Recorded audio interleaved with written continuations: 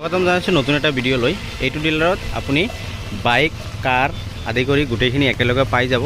যদি কোনোবাই ল'ব আহে স্ক্ৰীনত ডিলাৰৰ অনাৰৰ নাম্বাৰ আহি থাকিব, আপোনালোকে আহিব পাৰে, কণ্টেক্ট কৰি আহিব পাৰে। পূজাৰ অফাৰ পাই যাব, লগতে ভিতৰত কাৰ আছে। ডিলাৰৰ এড্ৰেছটো মই শেষত জনাই দিম। আৰু কাৰ একফালৰ পৰা আপোনাৰ বাইকৰ ষ্টক বহুত আছে, ইফালে আছে এইফালে আছে, আপোনালোকে আহি চাব পাৰে।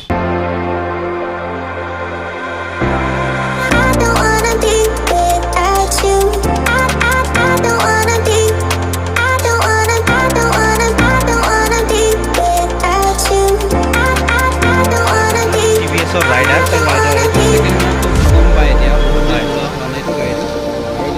2021 অক্টোবৰৰ গাড়ী হয়।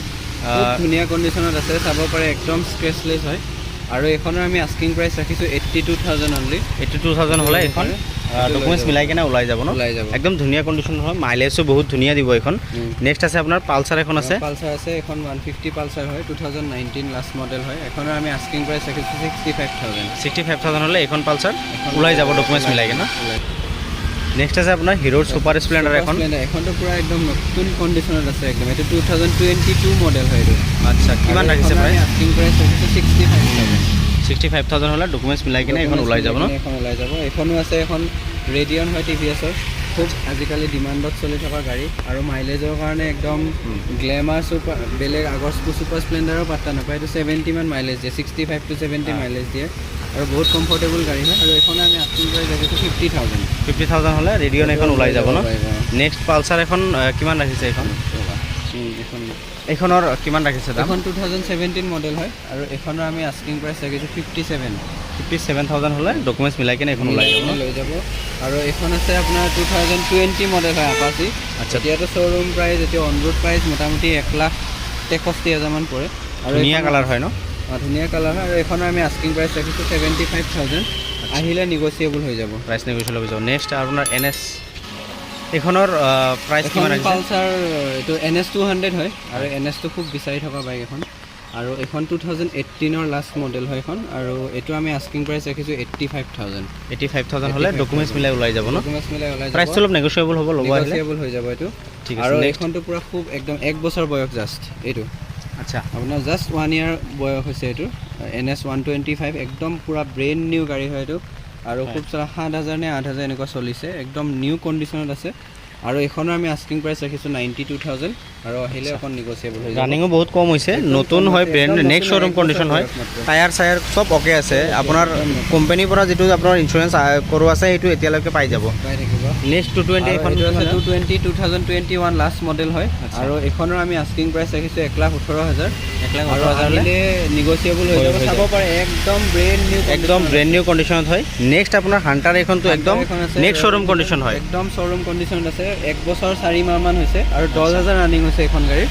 আৰু এইখনৰ আমি আস্কিং প্ৰাইচ ৰাখিছোঁ 1,70,000, আহিলে নেগচিয়েবল হৈ যাব। 1,70,000 হাণ্টাৰ এখন পাই যাব। নতুন ল'ব গ'লে প্ৰায় হৈ যাব, 2 লাখৰ ওপৰত যাব নতুন ল'ব গ'লে। 2 লাখৰ ওপৰত যাব। ঠিক আছে, যদি কোনোবাই লয় আপোনালোকে আহিব পাৰে, স্ক্ৰীণত দাদাৰ নাম্বাৰ আহি থাকিব, কণ্টেক্ট কৰি পূজাৰ আগত আহক, আপোনালোকে অফাৰ ইয়াৰ পৰা নেক্সট পাই যাব।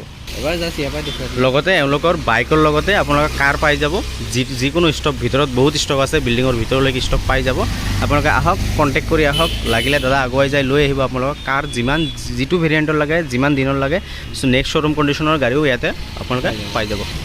আপোনাৰ ডিলাৰৰ এড্ৰেছটো আৰু ফাইনেন্সৰ সুবিধা আছেনে নাই, কি লাগিব এইখিনি অলপ জনাই দিব। আমাৰ ডিলাৰটো আছে আপোনাৰ মঙলদৈ, এইখিনি আপোনাৰ যদি মঙলদৈ ফালৰ পৰা, টাউনৰ ফালৰ পৰা আহে, তেতিয়া কৰিম চক যিটো আছে, কৰিম চকটো ক্ৰছ কৰি ভাৰত পেট্ৰলিয়াম যিটো তেল ডিপু আছে, ভাৰত পেট্ৰলিয়াম তেল ডিপুটো অপজিট ছাইডে চালে দেখিব। দুইটা ছাইডে আছে আমাৰ, সেইফালেও গাড়ী ৰখা আছে, সেইফালে আছে, দেখিয়ে যাব। আৰু যদি টংলা ছাইডৰ পৰা এইফালে ওদালগুৰি হৈ এইটো ছাইডৰ পৰা আহে, তেতিয়াহ'লে আপোনাৰ যিটো ভাৰত পেট্ৰল পাম্প, মানে কৰিম চকটো নাপাওঁতে পাব, ভাৰত পেট্ৰল পাম্পটো লগতে এইটো দেখিব। সেইফালৰ পৰা আহিলে আপোনাৰ ৰাইট ছাইড হ'ব, টংলা ছাইডৰ পৰা আহিলে, আৰু এইফালে মঙলদৈ ফালৰ পৰা আহিলে আপোনাৰ লেফ্ট ছাইড হ'ব এইটো। ডকুমেণ্টছ কি লাগিব ৰিফাইনেন্সৰ কাৰণে? যদি ৰিফাইনেন্স কৰে তেখেতৰ আধাৰ কাৰ্ড লাগিব, পেন কাৰ্ড লাগিব, আৰু বয়সটো 21 বছৰ হ'ব লাগিব। 21 বছৰৰ তলত হ'লে ৰিফাইনেন্স নহ'ব। আৰু বেংক পাছবুক লাগিব, ATM-খন লাগিব ৰানিং কণ্ডিশ্যনৰ, মানে যদি ATM-টো বন্ধ হৈ থাকিলেও নহ'ব। কিমান দিনৰ গাড়ী আপোনাৰ ৰিফাইনেন্স হৈ যাব? ৰিফাইনেন্স বুলি ক'লে ৰিফাইনেন্স একচুৱেলি ছেকেণ্ড হেণ্ড গাড়ী ভেলুৱেশ্যন হয়, আৰু ভেলুৱেশ্যনৰ ওপৰত ডিপেণ্ড কৰে এইটো। আৰু 2020 পৰা ওপৰলৈ হৈ যাব। 2020 পৰা 20 পৰা হ'ব। তাৰ তলতো হয় যদি ৰয়েল এনফিল্ডৰ গাড়ী হয় বা যদি হেৰি হয় তেনেকুৱা হ'লে হৈ যায়, কিন্তু বেলেগ গাড়ীবিলাক 18-19ৰ গাড়ী তেনেকুৱা ৰিফাইনেন্স নহয়। পূজাৰ কাৰণে কিবা অফাৰ ৰাখিছে নেকি? পূজাৰ কাৰণে অফাৰ মানে যিমানবিলাক গাড়ী আছে সকলো গাড়ীতে আমি 3000 পৰা 5000 টকালৈকে আমি অফাৰ দি আছোঁ। প্ৰতিখন গাড়ীতে তেনেকুৱাকৈ কম পাব, প্ৰতিখন গাড়ীতে এইখিনি পূজালৈকে চলিব এইটো অফাৰ, আৰু 3000 পৰা 5000 টকা প্ৰতিখন গাড়ীতে অফাৰ পাই যাব, তেখেতসকলে ৰেহাই পাই যাব। আপোনালোকে পূজাৰ আগত আহক, অফাৰ বহুত পাব ইয়াতে, লগতে হেলমেট চেলমেট ফ্ৰী দিব এওঁলোকে, ডিছকাউণ্ট 2ৰ পৰা 5000লৈকে এওঁলোকে ডিছকাউণ্ট দি দিব। ভিডিঅ'টো যদি ভাল লাগিছে লাইক কৰিব, কমেণ্ট কৰিব, লগতে শ্বেয়াৰ কৰিব, লগত চবকে চাবৰ কাৰণে সুবিধা দিব।